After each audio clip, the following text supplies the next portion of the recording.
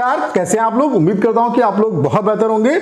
जब से आकाश यादव सर ने आरआरबी एनटीपीसी की एग्जाम डेट के बारे में बताया है, तब से सीजीएल वाले जो एस्पिरेंट है, सीजीएल 2025 वाले जो एस्पिरेंट है, वो खास करके बहुत ज्यादा परेशान है, क्योंकि आरआरबी एनटीपीसी की जो डेट उन्होंने बताई है वो जून में बताई है कि जून में एग्जाम स्टार्ट होगा, और सीजीएल का भी जो एग्जाम है वो जून जुलाई में एक्सपेक्टेड है।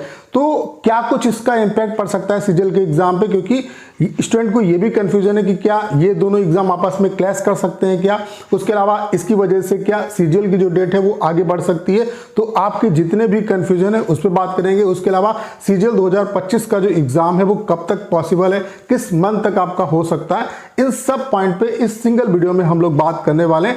इस वीडियो को देखने के बाद सीजीएल 2025 की एग्जाम डेट के रिगार्डिंग दूसरा आपको वीडियो देखने की जरूरत नहीं पड़ेगी। तो चलिए स्टार्ट करते हैं। तो आप लोग देख सकते हैं आकाश यादव सर के बारे में मुझे बताने की जरूरत नहीं, क्योंकि इनकी जितनी भी प्रेडिक्शन होती है वो लगभग आप ये मान के चलिए 99.9% सही बैठती हैं। क्यों सही बैठती हैं? क्योंकि टीसीएस की जो लैब है उनमें इनका अच्छा पकड़ है, और इससे पहले इन्होंने कई एग्जाम डेट के बारे में बताया, और ये लगातार बताते भी रहते हैं, और लगभग इनकी जो भी डेट ये बताते हैं वो बिल्कुल एक्यूरेट जाती हैं। इससे पहले इन्होंने सीजीएल 2024 मेंस के बारे में बताया था कि मेंस का एग्जाम कब तक पॉसिबल है, और उसी डेट पे आपका जो है एग्जाम उसी डेट से स्टार्ट हुआ था।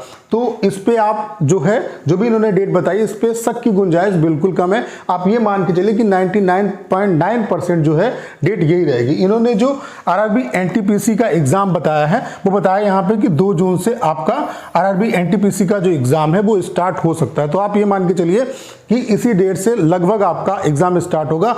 1-2 दिन आपका आगे पीछे हो सकता है। बाकी ये भी होता है कि जो डेट ये बताते हैं लगभग वो एक्यूरेट होती है, क्योंकि इनका टीसीएस की जो लैब है उसमें अच्छी पकड़ है, और वहीं से इनको इन्फॉर्मेशन मिलती है और उसी के बेस पे बताते हैं। अब सीजीएल वाले जो एस्पिरेंट हैं वो इस वजह से बहुत ज़्यादा परेशान है, क्योंकि सीजीएल का भी जो एग्जाम है वो जून जुलाई में पॉसिबल है। तो जब एनटीपीसी का एग्जाम जून से होगा, 2 जून से होगा, और ऐसा यहाँ पे नहीं है कि 1-2 दिन में एग्जाम हो जाए, क्योंकि इतनी बड़ी वैकेंसी है, ठीक है। उसके अलावा यहाँ पे फॉर्म भी बहुत ज्यादा पड़े हैं, तो टीसीएस ही कराएगी इस एग्जाम को, और टीसीएस ही एसएससी के भी एग्जाम कराती है, तो अच्छा खासा टाइम लगेगा। तो जून में कैसे पॉसिबल है सीजीएल का एग्जाम, तो सारी चीजें यहाँ पे हम लोग 1 बाय 1 डिस्कस करेंगे, और प्रैक्टिकली चीजें क्या हो सकती है, कितना क्या टाइम यहाँ पे लग सकता है एनटीपीसी के एग्जाम में, उसके बेस पे कब तक आपका एग्जाम पॉसिबल है उस पर बात करते हैं। तो यहाँ पे अभी रिसेंटली जो मतलब टीसीएस ने एग्जाम कराया वो आरआरबी जेई का एग्जाम कराया, इसमें 11 लाख जो थे वो फॉर्म पड़े थे, और ये जो एग्जाम है वो यहाँ पे टीसीएस ने 3 दिन में करा लिया। यानी कि यहाँ से आप ये समझ सकते हो कि 3.5 लाख एस्पिरेंट का जो एग्जाम है वो टीसीएस 1 दिन में करा सकती है, ठीक है, क्योंकि इसकी कैपेसिटी बढ़ गई है, और टीसीएस बहुत अच्छे तरीके से काम करे, रेलवे के भी एग्जाम कराती है, उसके अलावा एसएससी के भी एग्जाम कराती है। तो यहां से आप देख सकते हैं कि 11 लाख एस्पिरेंट का एग्जाम इन्होंने 3 दिन में करा लिया। यहां पे आरआरबी एनटीपीसी में 58 lakh plus aspirant, 58 lakh plus form पड़े, 58 लाख कुछ हजार जो फॉर्म है वो पड़े हैं।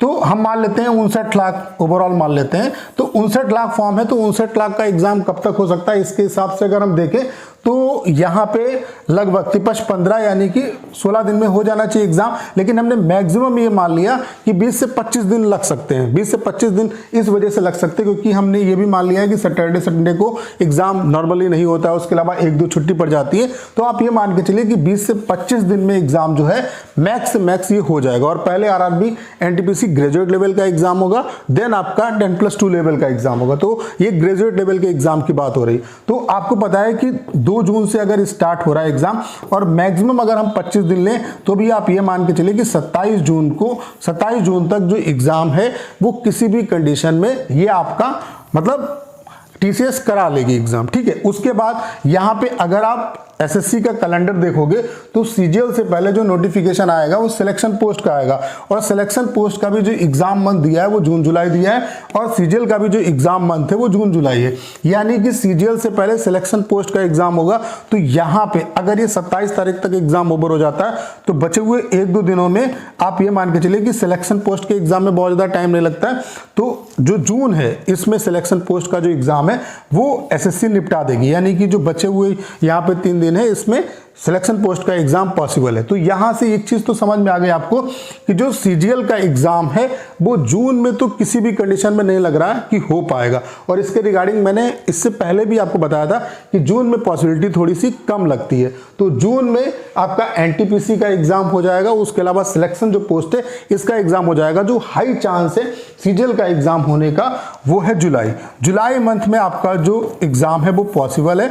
तो जुलाई मंथ में ही आपका एग्जाम होगा और ये उम्मीद है कि जुलाई के फर्स्ट वीक से एग्जाम आपका स्टार्ट हो सकता है। तो जुलाई में ही पॉसिबल है, 99.9% यही पॉसिबिलिटी लग रही है। ऐसा क्यों लग रहा है, मैंने सारी चीजें जो हैं वो आपको बता दी और फैक्ट्स के बेस पे बताया कि चीजें किस तरीके से पॉसिबल हो सकती है, कितना टाइम लग सकता है। उसके अलावा यहाँ पे हमने सारी चीजें जो हैं, सारी पॉसिबिलिटी को मतलब यहाँ पे सम अप किया। उसके बाद मैं आपको बता रहा हूँ कि जुलाई में ही एग्जाम आपका पॉसिबल है। लेकिन जो एस्पिरेंट प्रिपरेशन कर रहे हैं वो जून में अपनी जो प्रिपरेशन है उसे आप जून मान के करिए और जितना आपको टाइम मिल जाता है वो आपके लिए सो फार सो गुड रहेगा। बाकी जो एग्जाम है वो जुलाई में ही पॉसिबल है और जुलाई के फर्स्ट वीक से आपका जो एग्जाम है वो स्टार्ट हो सकता है। तो उम्मीद करता हूँ कि आपका जो सीजीएल का एग्जाम है इसके रिगार्डिंग, इसकी एग्जाम डेट के रिगार्डिंग आप दूसरा वीडियो आपको देखने की जरूरत नहीं पड़ेगी।